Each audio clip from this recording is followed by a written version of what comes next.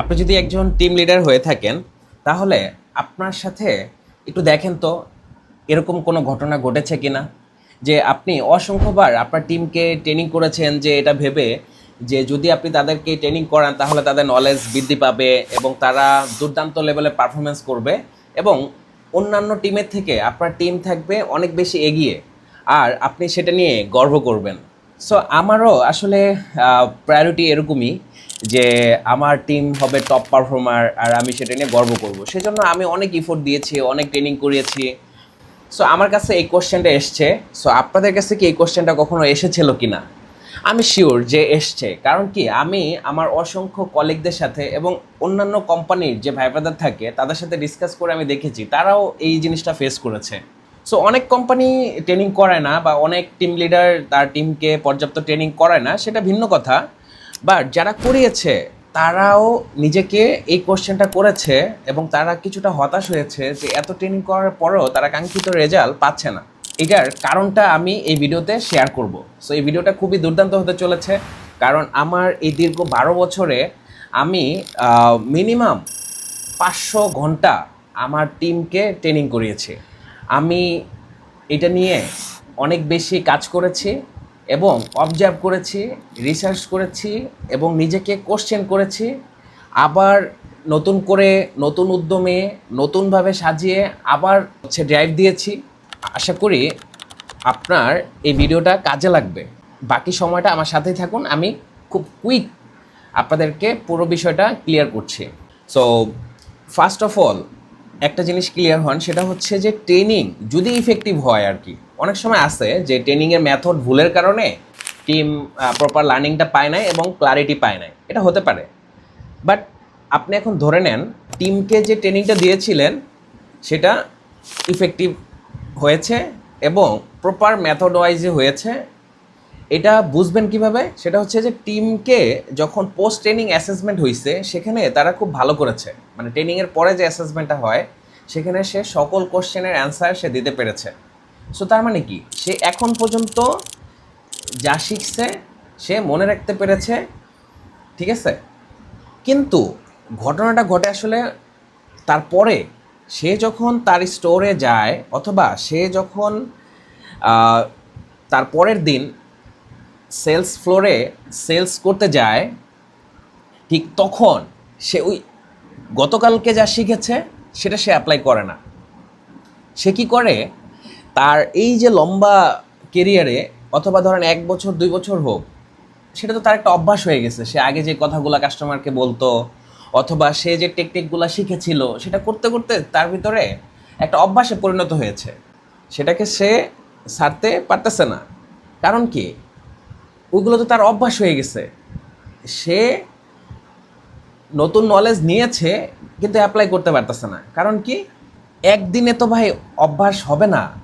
আপনি কালকে যা শিখিয়েছেন সেটাকে প্র্যাকটিস করাইতে হবে। আচ্ছা, আমি একটা ইন্টারেস্টিং ফর্মুলা বা ফ্রেমওয়ার্ক দিচ্ছি যেটা মনে রাখতে আপনার জন্য সহজ হবে।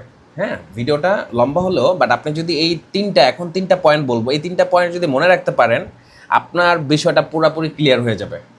হ্যাঁ, কারণ আমি এটা আমার অসংখ্য সিনিয়র ট্রেনার, তারপর হচ্ছে আমার বস, হ্যাঁ, এবং হচ্ছে আমার টিম মেম্বার, ঠিক আছে, আমার টিম মেম্বারদের নিয়েও আমি বসে এটা নিয়ে রিসার্চ করছি যে কারণটা কি, তারপরে আমি এইটা পেয়েছি। সো এটা ইফেক্টিভ হবে ইনশাল্লাহ, ঠিক আছে? সো আমি কনফিডেন্স দিচ্ছি এবং আপনিও ভিডিওটা শেষে বুঝতে পারবেন। ট্রেনিং করার পরে কি হয়, লার্নিং বাড়ে, ঠিক আছে? সো লার্নিং করলেন, বেসিকগুলো সব কিছু আপনি শিখলেন, ঠিক আছে? এখন আপনি চাচ্ছেন যে প্রো হইতে। সো ওই যে যেরকম আইফোনের থাকে না বা বিভিন্ন মোবাইলের থাকে না যে প্রো ম্যাক্স, সো বেসিক থেকে যদি আপনি প্রো হতে চান তাহলে আপনাকে পি ফর প্র্যাকটিস, ঠিক আছে? কি বললাম? P for practice. আপনাকে বারবার বারবার বারবার প্র্যাকটিস করতে হবে, এটার কোনো বিকল্প নাই। এখন আগে বলতো না যে অনুশীলনে সব কিছু হয়, প্র্যাকটিসে সব কিছু হয়, ঠিক আছে? সো এইটা আমিও মনে করতাম, বাট এখন আপনি ক্লিয়ার হয়ে যাবেন যে শুধুমাত্র প্র্যাকটিসই এনাফ না। সো প্র্যাকটিসের পর কী করতে হবে, রিভিউ করতে হবে। রিভিউটা দিয়ে কি ধরা পড়বে যে আমি যে প্র্যাকটিসটা করেছি সেখানে কি আমি কোথাও ভুল করেছি কিনা, কতটুকু ভুল করেছি, কোন পার্টে ভুল করেছি, কোন জায়গাটাতে ভুল করেছি, কোন কথাটা বলতে ভুল করেছি। সো অসংখ্য কিছু আপনি পাবেন রিভিউ করলে, ঠিক আছে?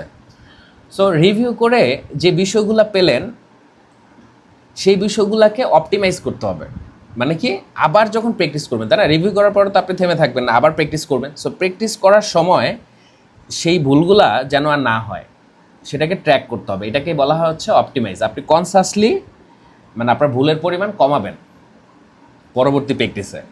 সো এই যে প্র্যাকটিস, রিভিউ, অপটিমাইজ, এই সার্কেলটা করতেই থাকতে হবে, করতেই থাকতে হবে। যে কোনো জিনিস আপনি শেখার পরে এই সার্কেলের ভিতর দিয়ে যাবেন, এই ফ্রেমওয়ার্কের ভিতর দিয়ে যাবেন, দেখবেন যে আপনি অথবা আপনার টিম সবাই মিলে দুর্দান্ত লেভেলে পারফরমেন্স করতে পারতেছেন। কারণ কি, কারণ আপনি যাই শিখাইতেছেন এই প্র্যাকটিস, রিভিউ, অপটিমাইজ করার কারণে তার ভিতরে নতুন কিছু অভ্যাস তৈরি হচ্ছে।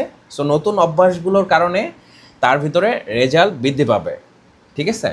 সো ভিডিওটা যদি ভালো লাগে এবং ইফেক্টিভ মনে হয় তাহলে শুধুমাত্র ভিডিওটা দেখেই স্টপ থাকবেন না, ভিডিওটা শেয়ার করে দিবেন অন্যদের সাথে এবং আপনার প্রোফাইলে শেয়ার করে রাখবেন এই জন্য যাতে করে পরবর্তীতে আপনি ভিডিওটা আবার দেখতে পারেন। বারবার যখন দেখবেন তখন হবে কি, আপনারও নলেজটা স্ট্রং হবে, এটা মনে গেঁথে যাবে, ঠিক আছে? এটা সবার জন্য সেম, আমার জন্য সেম, আমার টিমের জন্য সেম। সো আমাকেও প্র্যাকটিস করতে হবে, আমাকেও রিভিউ করতে হবে, আমাকেও অপটিমাইজ করতে হবে। So as a team leader আপনি এই ভিডিওটার নিচে একটা কমেন্ট করে জানাবেন যে কোন পয়েন্টটা আপনার কাছে সবচেয়ে বেশি ভালো লেগেছে বা কোন পয়েন্টে আপনার ক্লারিটি এসেছে। আর অবশ্যই এই ভিডিওটা শেয়ার করতে ভুলবেন না এবং আমাকে যদি ফলো দেওয়া না থাকে তাহলে ফলো করে দিবেন, আর যদি ইউটিউব থেকে দেখেন তাহলে সাবস্ক্রাইব করে দিবেন। একসাথে থাকবেন, সামনে আরও দুর্দান্ত লেভেলে ভিডিও আসতে চলেছে। সবাই ভালো থাকবেন, সুস্থ থাকবেন, দেখা হচ্ছে নেক্সট ভিডিওতে।